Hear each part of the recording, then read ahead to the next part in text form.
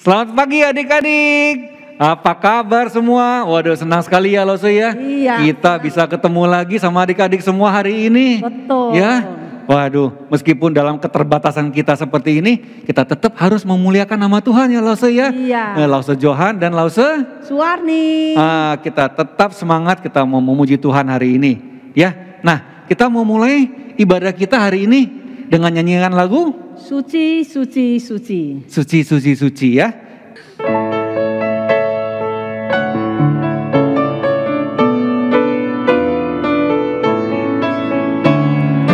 Suci, suci, suci, Allah Maha Kuasa, kami dini hari memuji namamu.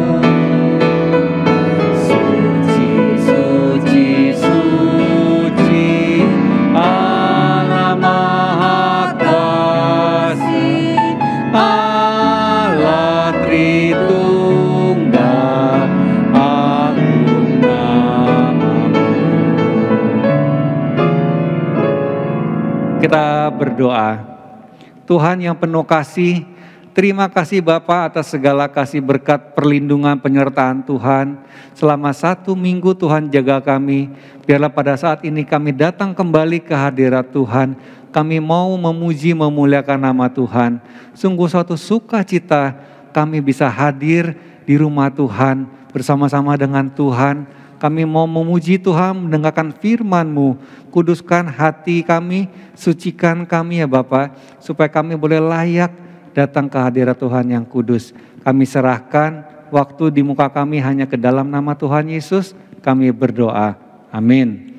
Nah, adik-adik, kita mau nyanyikan lagu Dari terbit matahari sampai terbenam. Oh, sampai pada masuknya ya. Iya. Oke.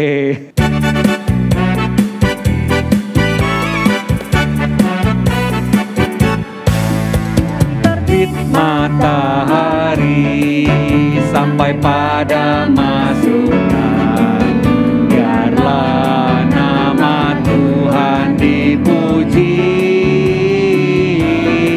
Dari terbit matahari sampai pada masuknya, biarlah nama Tuhan dipuji. Puji Tuhan.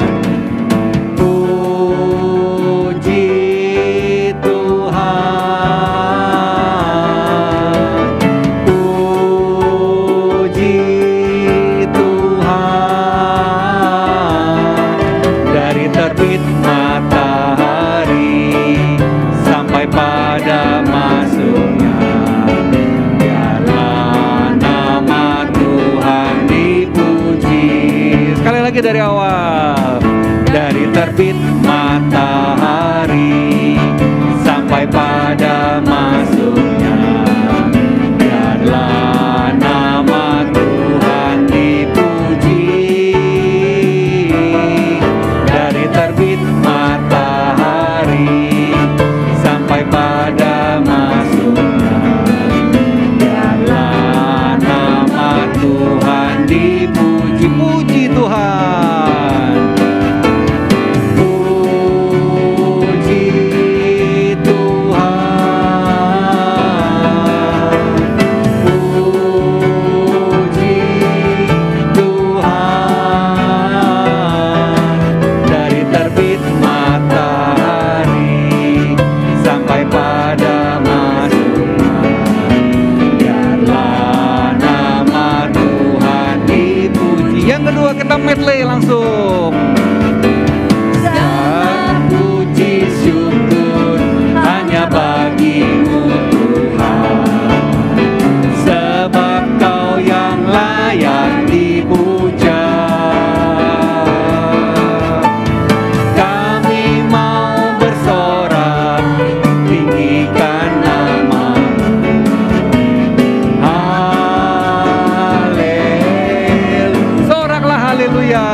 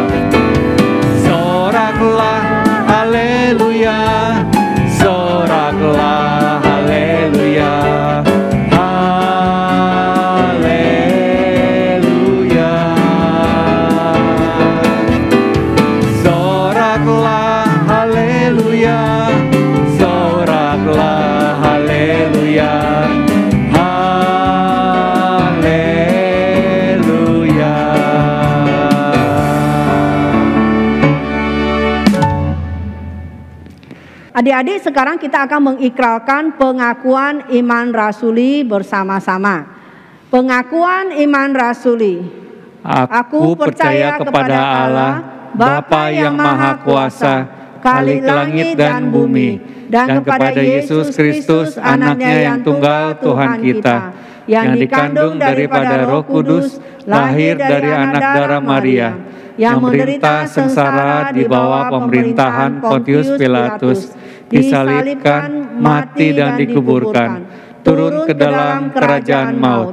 Pada hari yang ketiga, bangkit pula dari antara orang mati, naik ke surga, duduk di sebelah kanan Allah, Bapa yang Maha Kuasa, dan dari sana Ia akan datang untuk menghakimi orang yang hidup dan yang mati. Aku percaya kepada Roh Kudus, gereja yang kudus dan am, persekutuan orang-orang kudus, pengampunan dosa, kebangkitan tubuh, dan hidup yang kekal. Amin.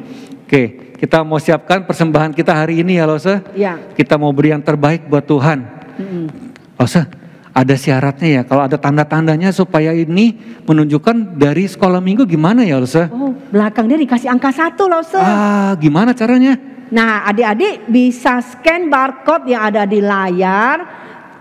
Lalu di belakang persembahannya dikasih angka 1. Contohnya nih Lose ya. 100.000 adik-adik mau mempersembahkan, adik-adik ketik 100.001. Nah itu kalau pakai scan barcode Lause, tapi kalau nggak bisa gimana Lause? Berarti disimpan dulu ya di amplop atau di celengan. Nanti waktu kita sudah ibadah onsite, kita adik-adik bisa bawa ke gereja untuk persembahkan. Ya. Oke, kalau gitu kita nyanyikan lagu Give Thanks untuk mempersiapkan persembahan kita hari ini ya. Ya.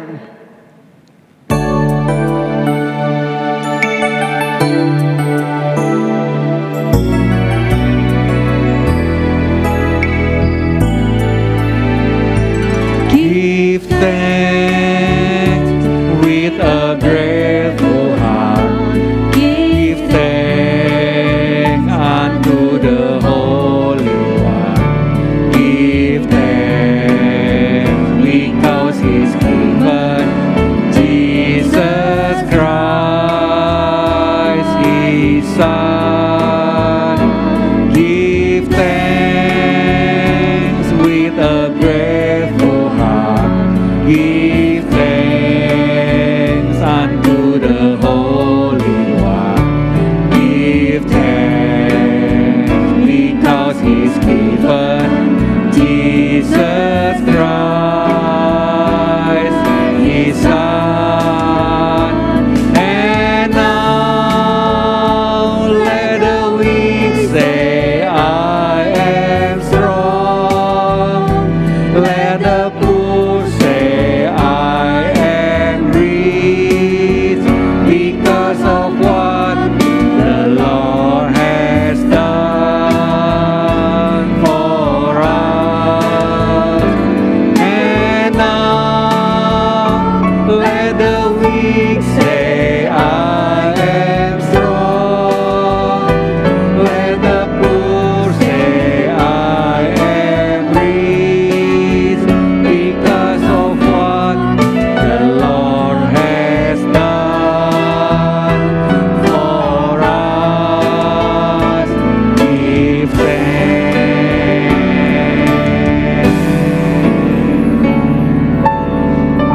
Kalau Suwarni pimpin doa persembahan.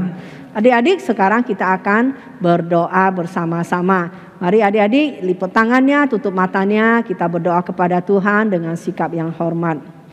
Bapa yang di surga, kami datang ke hadapan-Mu yang kudus. Kami mau membawa persembahan kami ke dalam rumah Tuhan.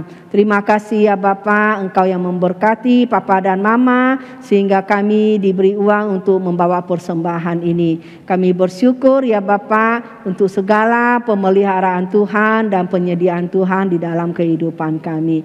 Di dalam nama Tuhan Yesus kami berdoa. Amin. Oke, kita mau siapkan hati kita untuk dengar firman Tuhan loh, ya. Kita mau menyanyikan lagu Kusiapkan Hatiku Tuhan.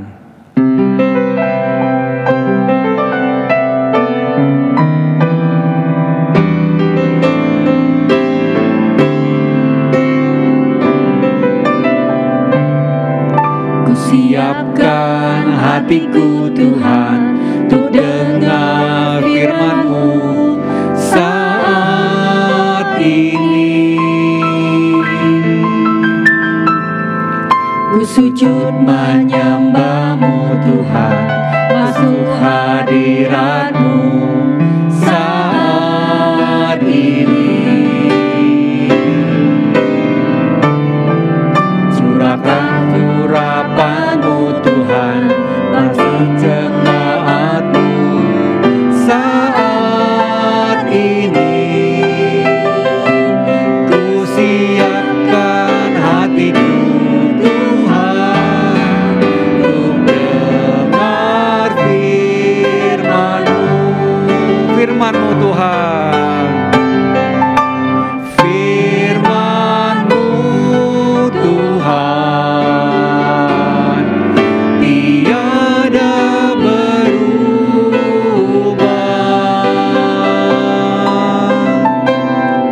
Dahulu, sekarang, selama-lamanya, tiada berubah. Firman-Mu Tuhan, penolong hidupku. Ku siapkan hatiku Tuhan, untuk dengar firman-Mu. Firman-Mu Tuhan,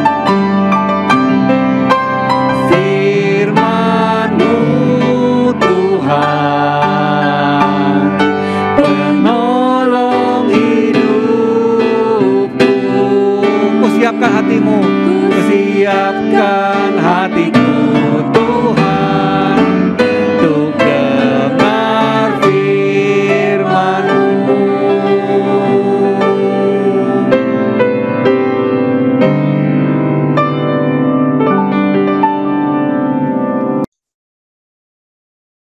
Oke, sebelum kita dengar firman Tuhan, kita berdoa dulu ya. Mari kita berdoa. Tuhan, terima kasih untuk pagi hari ini. Kami bersyukur kami masih memiliki waktu untuk sama-sama kami mendengar firman-Mu. Seperti lagu yang baru saja kami nyanyikan, bahwa firman-Mu itu yang menjadi penolong bagi kami untuk mengarahkan kami, bagaimana kami menjadi anak Tuhan yang baik. Tuhan, tolonglah kami, berkati jaringan internet yang kami pakai, device yang kami pakai, sehingga selama kami mendengar firman-Mu, kami boleh dapat mendengar firman Tuhan dengan baik. Tidak ada gangguan yang kami boleh alami. Terima kasih ya Tuhan. Tolong juga Lause yang akan menyampaikan firman Tuhan pada kami semua. Di dalam nama Tuhan Yesus kami berdoa. Amin. Oke, sebentar. Lause share screen dulu ya. Oke, mungkin ada di antara kita gitu ya yang belum kenal dengan Lause ya. Atau ada juga yang udah kenal. Nah, jadi pagi ini Lause mau coba perkenalan dulu ya. Nanti Lause akan minta satu orang memperkenalkan dirinya di antara kalian ya. Nah, Lause mau berkenalan dengan kalian. Aku adalah Christine. Aku adalah ibu dari satu orang anak. Aku adalah guru sekolah minggu IPK. Aku melayani di GKY. Nah, GKY Pluit tentunya ya. Nah, itu tentang aku, tentang Christine. Nah, pagi ini coba satu orang memperkenalkan diri dengan kata aku adalah. Oke, kira-kira siapa ya? Sebentar. Lause mau minta partisipasinya dari Davin. Mana Davin? Saya murid lama. Iya, Davin. Davin, coba perkenalkan dirimu ya. Memakai kata aku adalah.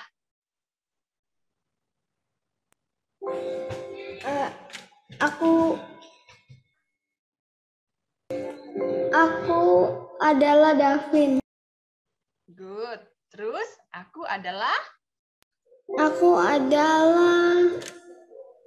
murid gereja GKY Pluit. good. Lalu apa lagi nih? Aku adalah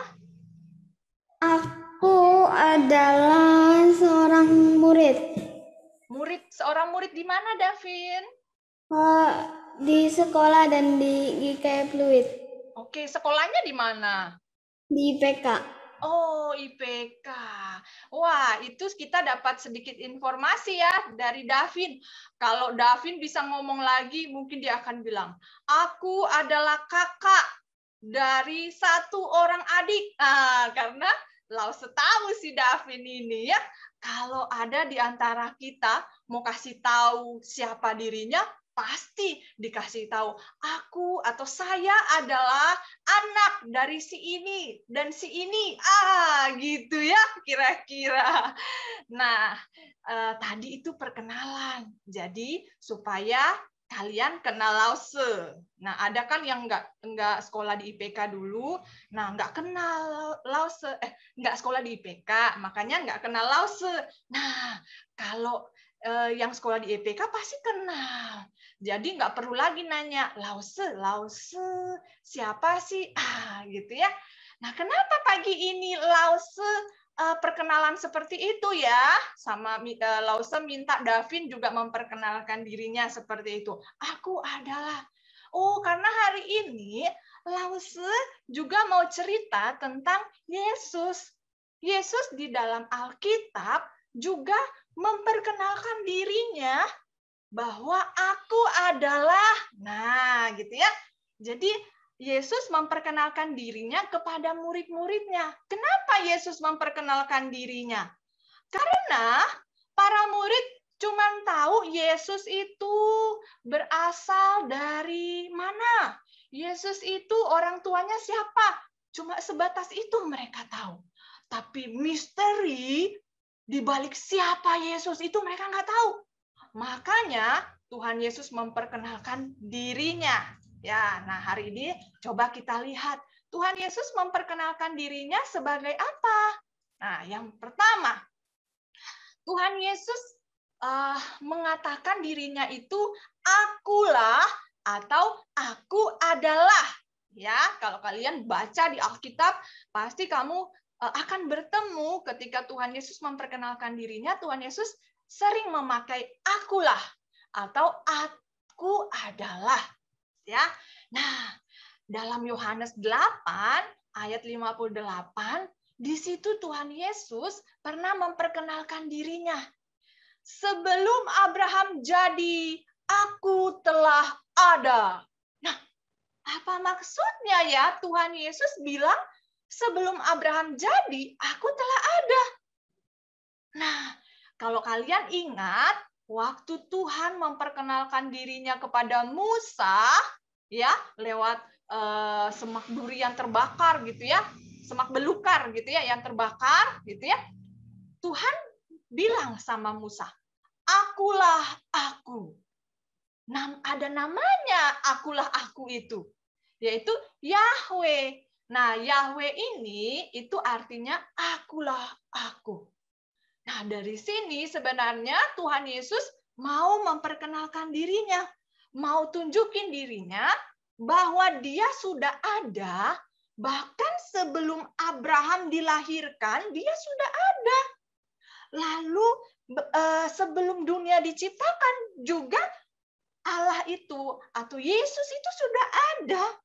Dan dia punya nama yang dinyatakan di Keluaran 3 ayat 14 itu, bahwa namanya adalah Yahweh, akulah aku.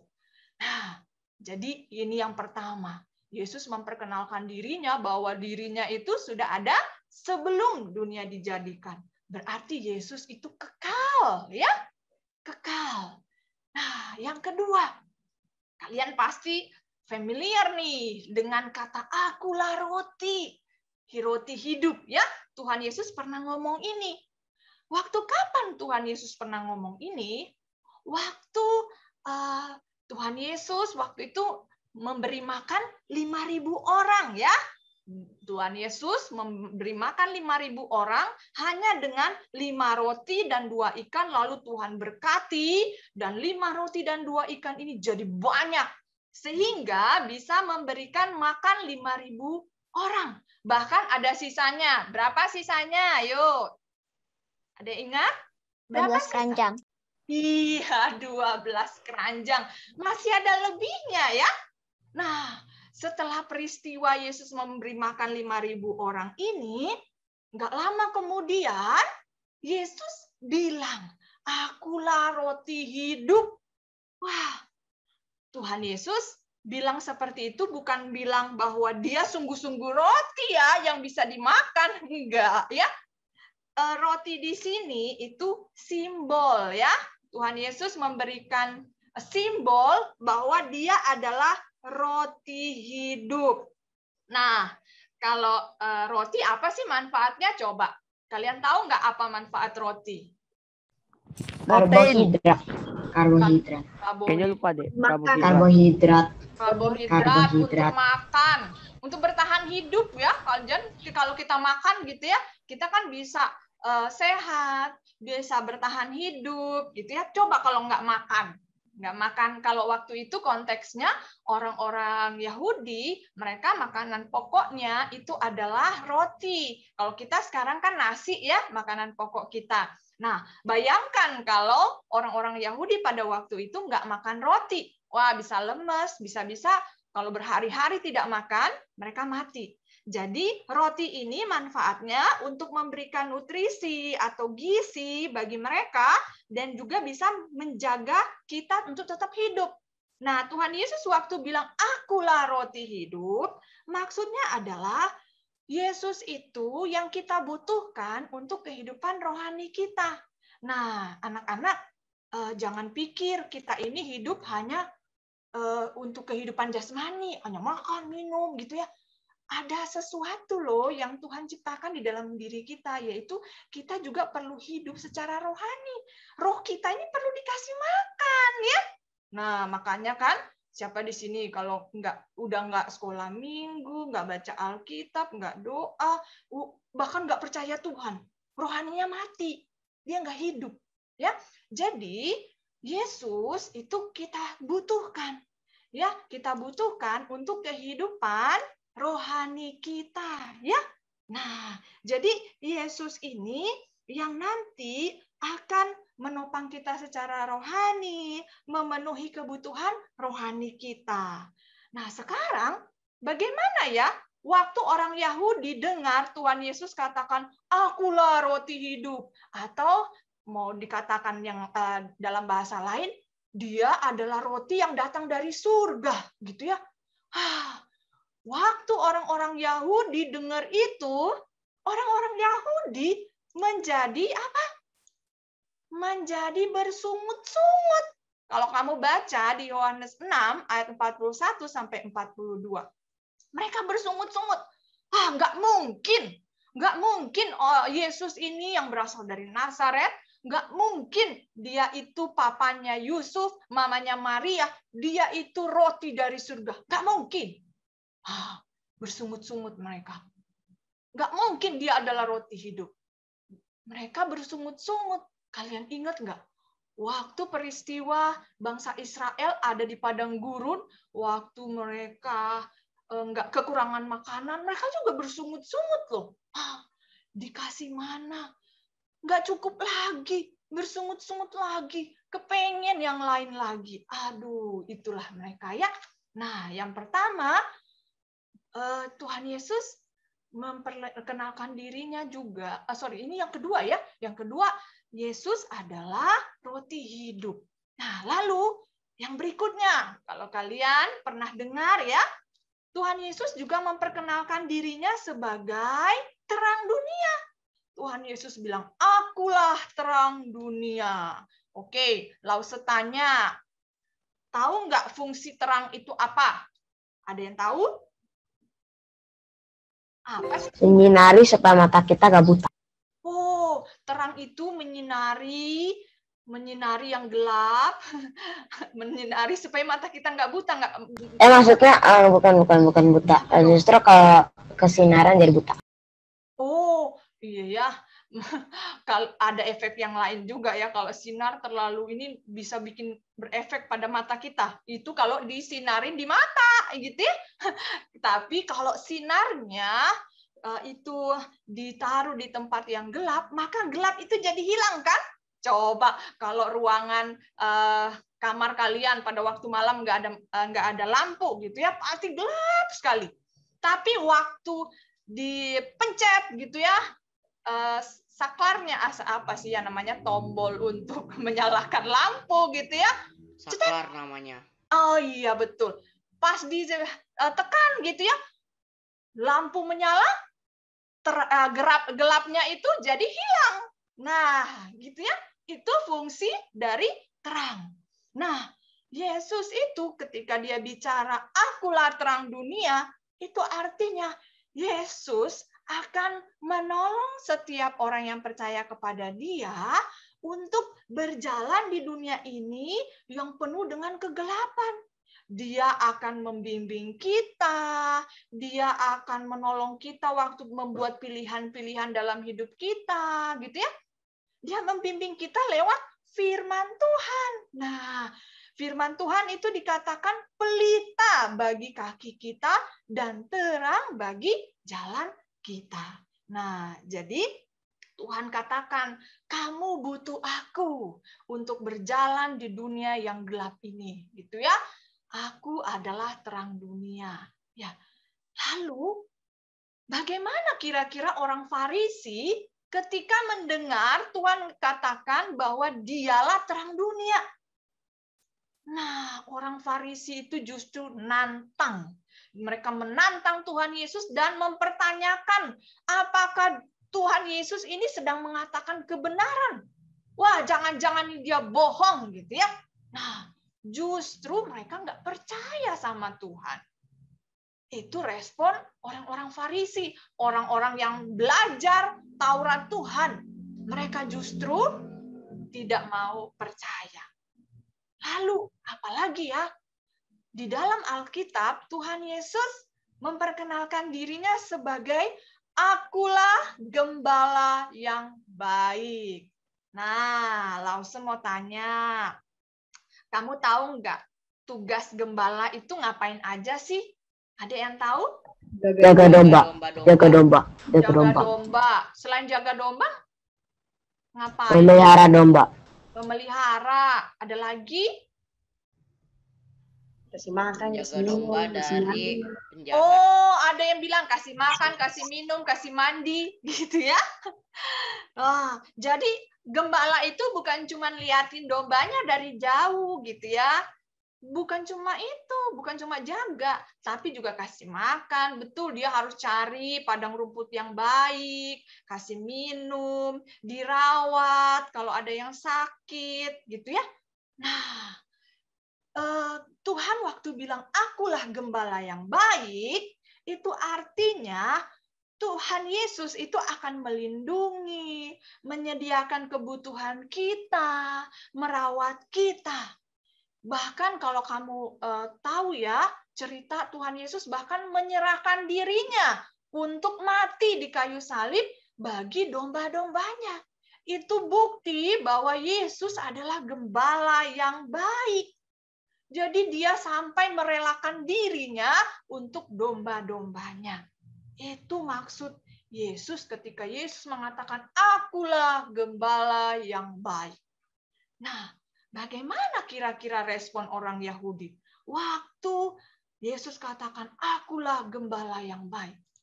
Wah, ada beberapa orang di antara mereka justru berpikir bahwa dia lagi kerasukan setan. Tuhan Yesus itu lagi gila. Wah, nggak bener nih Tuhan Yesus. Nah, mereka marah. Yang lain nggak yakin. Wah, padahal Tuhan Yesus mengatakan yang sebenarnya. Tapi mereka tidak percaya.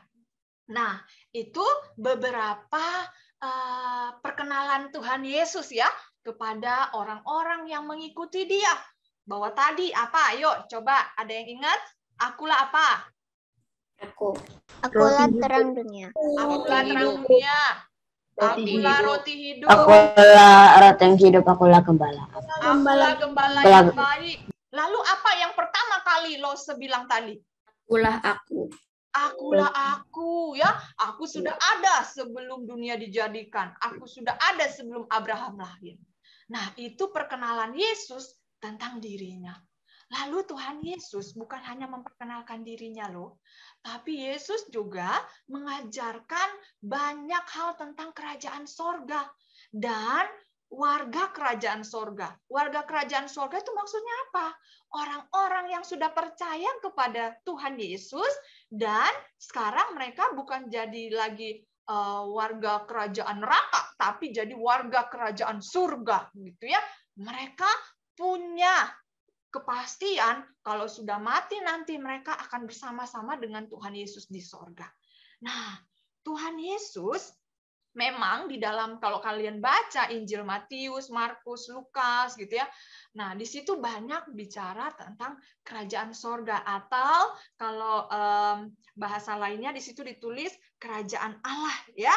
Nah, Tuhan Yesus memperkenalkan nih orang-orang yang menjadi warga kerajaan Allah itu punya kualitas tertentu ya. Jadi punya kualitas karakter yang berbeda dari dunia.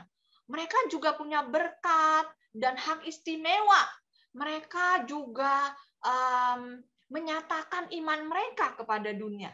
Jadi, yuk kita cari tahu ya, karakter warga kerajaan sorga itu seperti apa? Orang-orangnya seperti apa sih? Nah, kalau kalian lihat gitu ya di kitab Matius, ada yang namanya khotbah di bukit. Khotbah di bukit itu kalian bisa baca dari pasal 5 sampai pasal 7. Nah, Tuhan Yesus mengajarkan begini. Orang-orang yang menjadi warga kerajaan Allah adalah orang-orang yang sudah terima Tuhan Yesus. Setelah sudah terima Tuhan Yesus, Roh Kudus ada di dalam hati mereka, mereka akan diubahkan, gitu ya.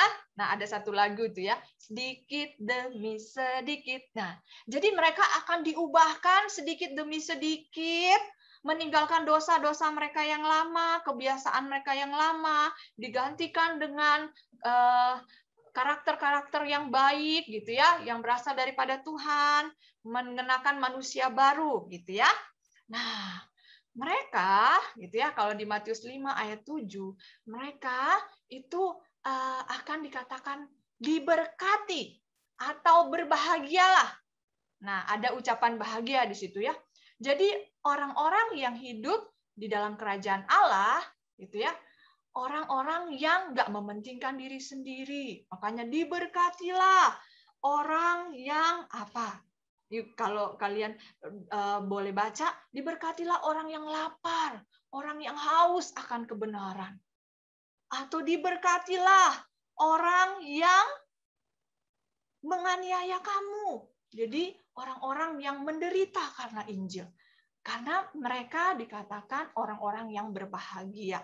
Nah, lalu kalau kita mau lihat gitu ya, orang-orang yang hidup di dalam kerajaan Allah atau yang menjadi warga kerajaan Allah itu memiliki dua hal, gitu ya. Ini hari ini yang lo bahas hanya dua hal ini. Yang pertama, dibilang bahwa orang-orang yang memiliki kewarganegaraan kerajaan sorga itu adalah orang-orang yang menjadi garam dunia.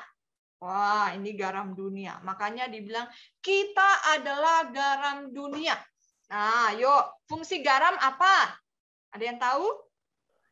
Membuat masak. Buat makan. Buat Buat makan. makan. Supaya Topping apa? makanan. Topping makanan. Buat masak. Buat masak. Kalau nggak ada garam, kayaknya masakannya jadi kurang enak ya. Kalau ada garam, jadi ada berasa gitu ya. Terus garam fungsinya apa lagi? Yuk. Buat menghilangi sariawan. Oh, hilangi sariawan ya. Kan bisa.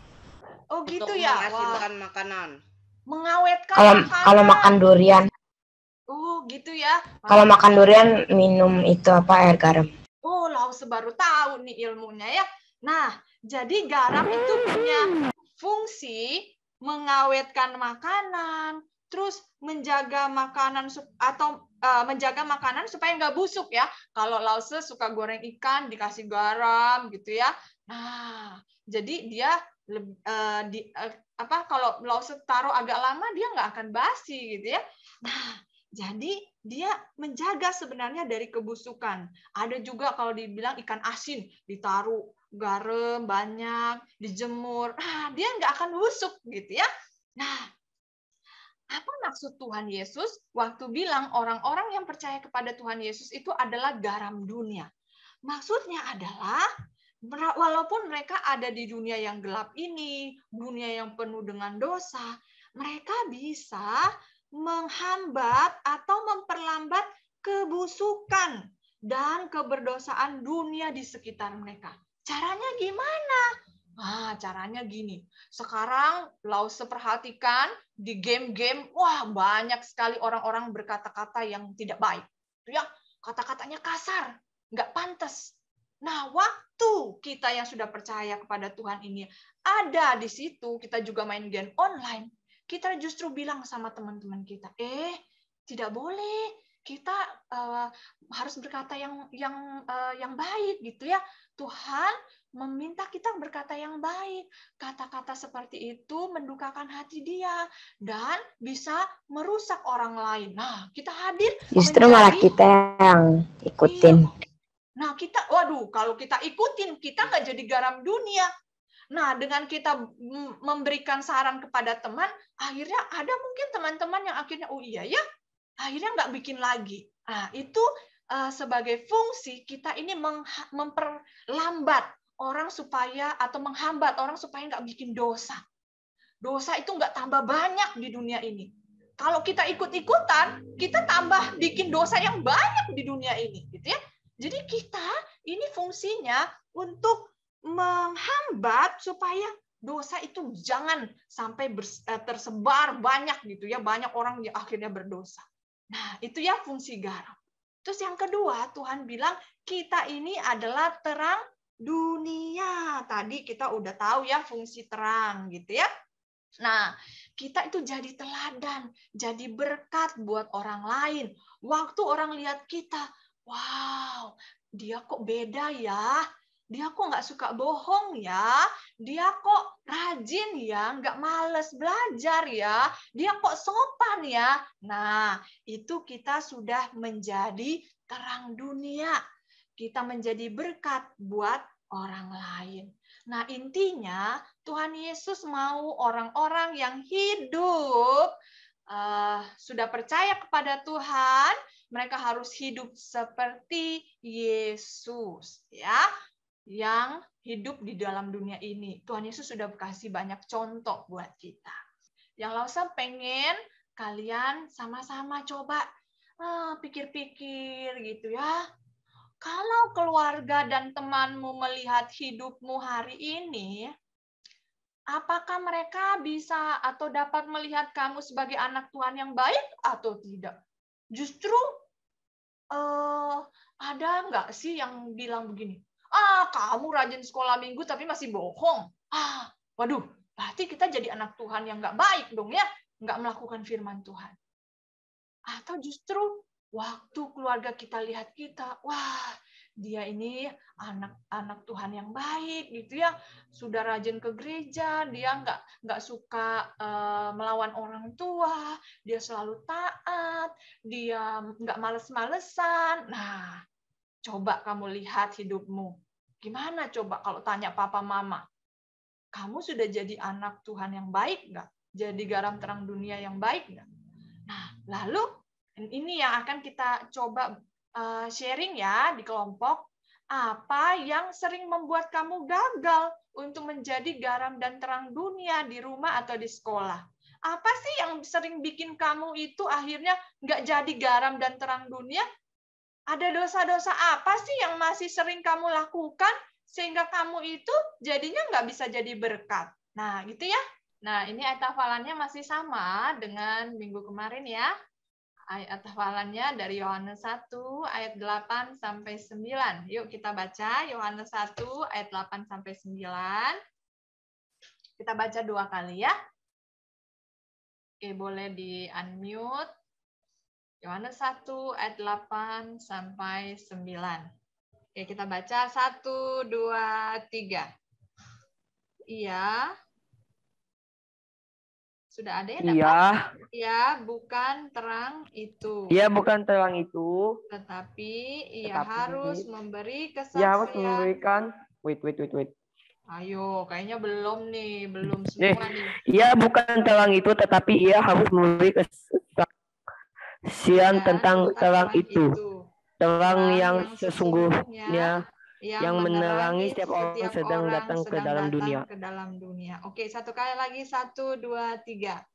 Ia bukan terang itu. Ia bukan terang itu.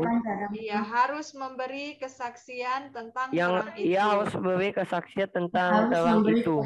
Terang yang sesungguhnya yang menerangi setiap orang sedang datang ke dalam dunia. Oke, kita berdoa dulu ya. Mari kita berdoa. Tuhan, terima kasih untuk firman Tuhan yang boleh kami dengar. Tolonglah kami Tuhan untuk boleh menjadi garam dan terang dunia di tengah-tengah dunia yang begitu gelap ini. Kami rindu Tuhan, tolong kami menjadi kesaksian yang hidup sehingga banyak orang di antara orang-orang di sekitar kami yang boleh percaya kepada Tuhan. Terima kasih Tuhan, dalam nama Tuhan Yesus kami berdoa. Amin. Amin. Oke, apakah ada pengumuman dari Losaka? Oke, kita tutup dulu ya kebaktian hari ini. Kita nyanyi Bapa terima kasih. Bapa terima kasih. Bapa terima kasih. Bapa di dalam surga, puji terima kasih. Amin. Tuhan Yesus, terima kasih. Tuhan sudah menolong kami sepanjang kami mengikuti kebaktian sekolah minggu.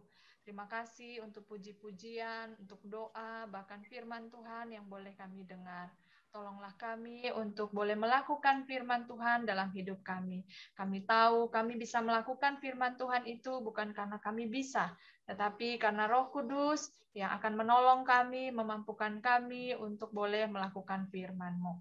Berkati sepanjang 1 minggu ke depan di dalam kami belajar, berkati juga pekerjaan mama papa kami, berkati juga Indonesia.